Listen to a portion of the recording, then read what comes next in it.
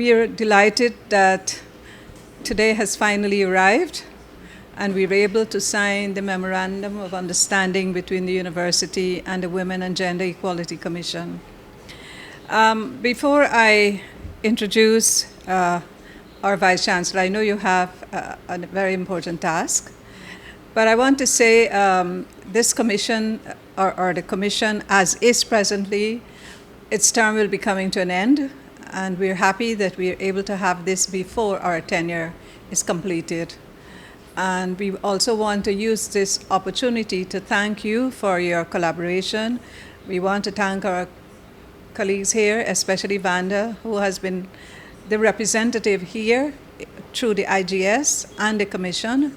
And we're happy that, that this part of the journey that we had undertaken is coming to an end, and hopefully the new Commission will continue in the same vein as we have done in the past. I look forward to our continuous work. I know there have been challenges, but like everything else in life, you have to overcome the challenges. So I would not speak any further on anything, but I would like to welcome our distinguished Professor Paloma Mohamed, our Vice-Chancellor, who we're very proud of. So, Vice-Chancellor, please take the podium. Well, our beloved Mrs. Chandarpal, who was on our university council and still very much loved inside the university. Thank you very much for those warm words of welcome. Indeed, for me, this is a kind of a full circle moment, because when I was Dean of the Faculty of Social Sciences, I happened to have a chance encounter with one Dr. Kamala Kempedu. And she was talking about, the development of gender studies at the university. And one thing led to another. Vanda was chief cook and bottle wash from the very inception. And so for her also, it is I think, a full circle moment. There was also Vidyartha Kitsoon. We all found our way to Toronto one summer and did a wonderful workshop, out of which came the founding documents for the Institute of Gender Studies at the University of Guyana. It would be also remiss of me if I did not mention Professor Michael Scott and Dr. Paulette Henry, who were deans at the time, and of course Dr. Paulette Bullen, who was technically the first real director of the center for many years, for their starting work in the center. I know a number of people are worrying about the work of the center, and it seems as though it is kind of in abeyance, and that is the case, but there's some wonderful news for the center. First of all, we have 4 new young women PhDs in all kinds of gender issues coming out that we would have trained, and some coming into the university. We also have received some funding for the center the institute to have its own space, and as soon as GPL is able to power the space that these other people have to move from, we will refurbish and they will have their own center. They already have some of their own equipment, they're doing work. There are some new courses that are being offered right now to students, and the suite of programs that Dr. Bullen and her team were working on that went to academic board that needed to have some refinement, that got hung up because of COVID, are now going to go back to the academic board, so that those refinements are made and that the courses are going to be delivered. So I think with this new academic year, the Institute for Gender Studies is going to be really popping at the academic level. I know they were doing quite a bit of work at the community level, but at the academic level seem to be languishing. I'd also like to thank and commend Dr. Mellissa Ifill, herself a specialist in this area, but also the Deputy Vice-Chancellor in the university, who has oversight for all institutes, but also she herself has been working on gender policy, because we have a gender policy now that she's written. We have a sexual harassment policy, and several policies that are not only basically giving context, but giving teeth to what we say we are about in the context of gender. And of course, we do have the gender component of the human relations course, which every single staff and student of the university has to take, and which every year around this time, around International Day of Democracy or International Day of Against Racism, we usually open that course up to the public for a free offering. And the last time we did it, we had over 3,000 people take that course, which crashed our system the first day because we didn't expect it. We were expecting 300. So this year we're doing it again, opening this weekend. So we're doing things in gender, but I still think that a lot has to be done. But let it not be said that UG's first female Vice-Chancellor is not paying attention to these matters, because it's been a long haul. And so I'd like to thank all of you at the Women and Gender Equality Commission for your own work, not only with the university, but your own work, passionate, selfless, dedicated, important, critical work on the ground, so that the question and the issues of women's rights in particular, but also the rights of humans in the context of all of that, has been on the front burner and is foregrounded and will never die. It would be remiss of me not to also acknowledge and be very thankful for Renata Chakasang, who is now your CEO, fighter in her own right. So I think the work will continue. So having said that, I want to say thank you very much. You will see publications coming out of the Institute. So we have our own apparatus now within the university to make sure that these publications happen. The UG Broadcasting Systems is now up and running. We haven't made a big splash about it, but our radio station and television are up and running now online as of last week. Yep. And so that we can offer you, not only as Women and Gender Equality Commission, but as women in communities doing work elsewhere, because I know each one of you is doing other things, a space to come free. We don't take money, we're not advertising, we're a community-based radio station and TV station to come and speak about the things that matter, bring young people and to speak about those things so that, and this is an online station as well, so it is beamed to our 50,000 alumni all across the world, our 11,000 students and 1,000 staff. So that's really a lot of people that will get it if, once they're interested in what you're speaking about. So we're up and running, and thanks to you for your support, your love, your passion. That's a lot to say in welcome and to say in thanks, but I thought I should let you know that your efforts are not going in vain and that we continue the work. We honor, treasure, love you, and thank you. Thank you very much, Vice-Chancellor. As you have said, we are indeed passionate and committed to the work of women in this country. And I do hope that there will be some continuity. I'm hoping for that. I hope the women who will be making the choices would have understood that we had played a role and we can continue to play a role. But I must say there is a whisper of being old. So I don't know how that will go down, we have to, as they say, give way to the youth. But nonetheless, I am happy, and I'm sure my colleagues are elated about all the information that you have shared with us in terms of what has already been achieved here and also with respect to the future.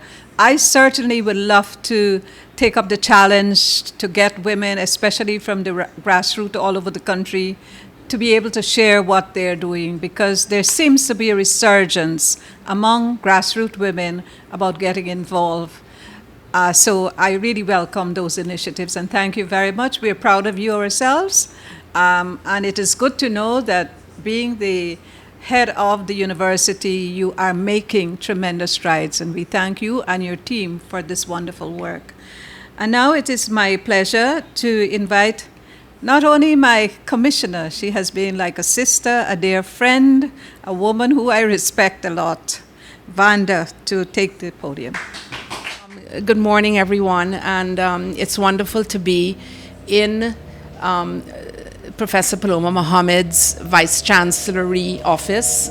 But I want to say it's a room full of tremendous women. Imagine that, the entire room today. So it has its own appropriateness in sort of launching the signing of the new MOU, Memorandum of Understanding, between the Women and Gender Equality Commission, which is a constitutional rights commission, and the wonderful University of Guyana. I myself was a student here in the late 70s, 74 to 75, 75 to 76.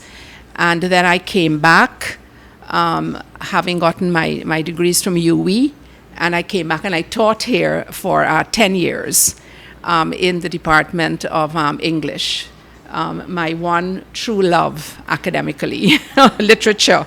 I always say it was to humanize people. So I see a lot of lawyers now, some of whom are judges. And I try to remind them that please remember the literature that you learned and keep human in whatever you do. Anyway, that's just by the way.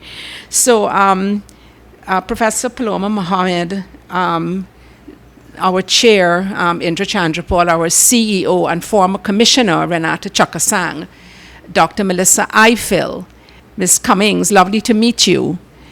Paloma, again, this wonderful technical communications person, Tara, congratulations. It's great always to have women. I hope you're a feminist too. And of course, Tivia Collins, Dr. Tivia Collins, who herself has been an example to so many young people and to myself. So our MOU, we think it's a wonderful thing, and I'm very glad that Vice-Chancellor has given the little history.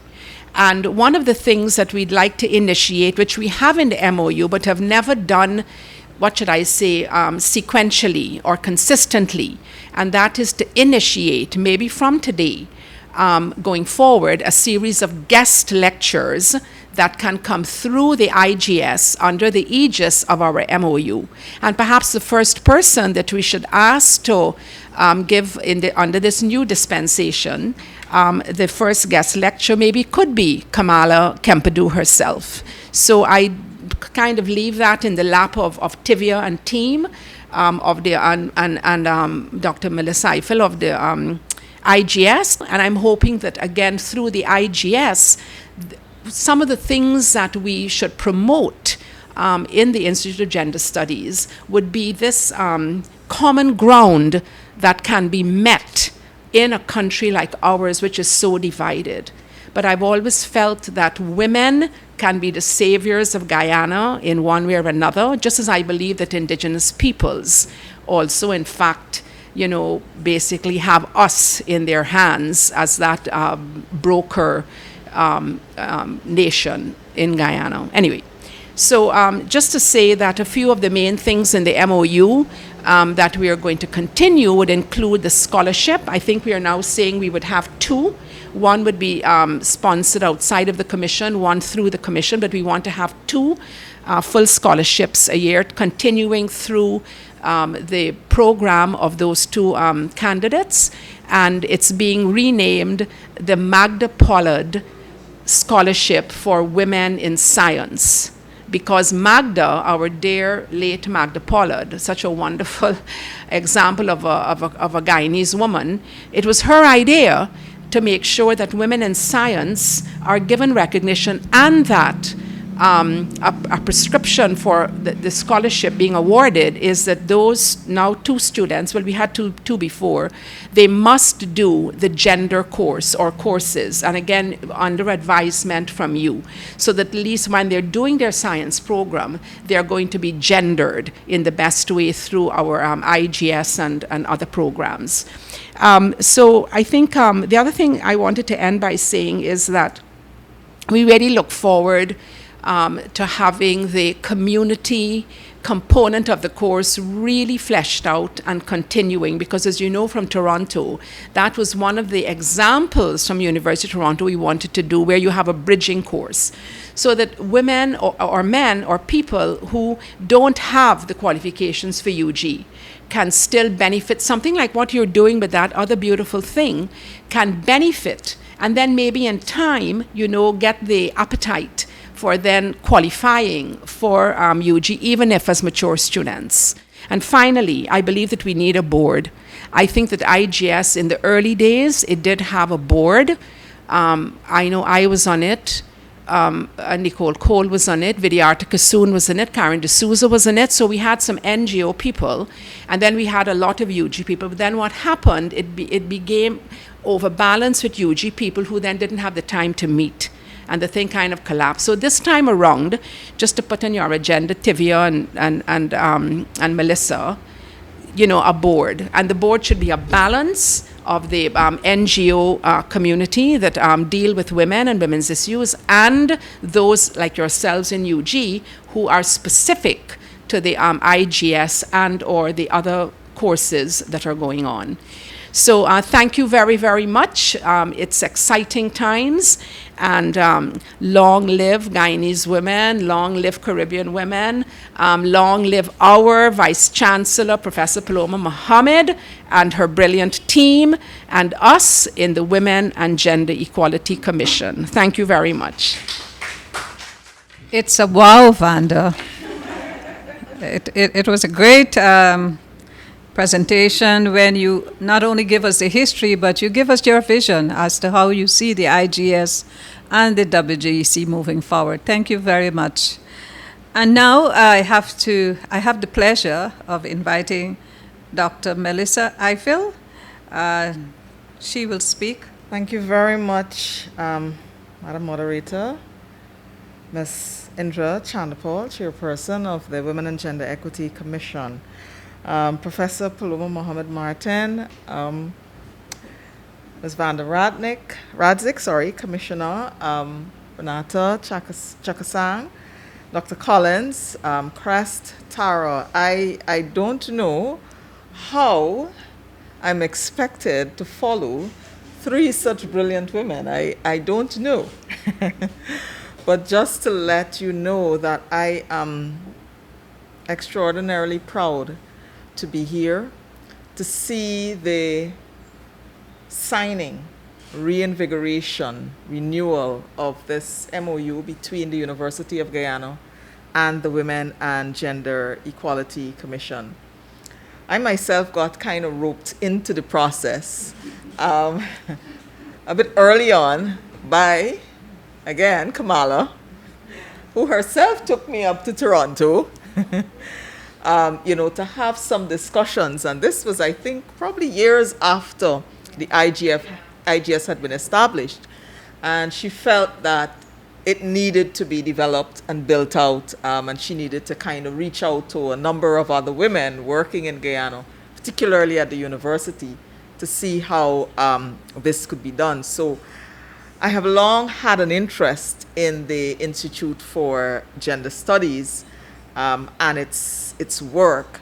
And I think we are at a point in the university where the work, as the Vice-Chancellor has alluded to, the work that needs to be done on equality, on equity, on justice, that work now has a very important framework.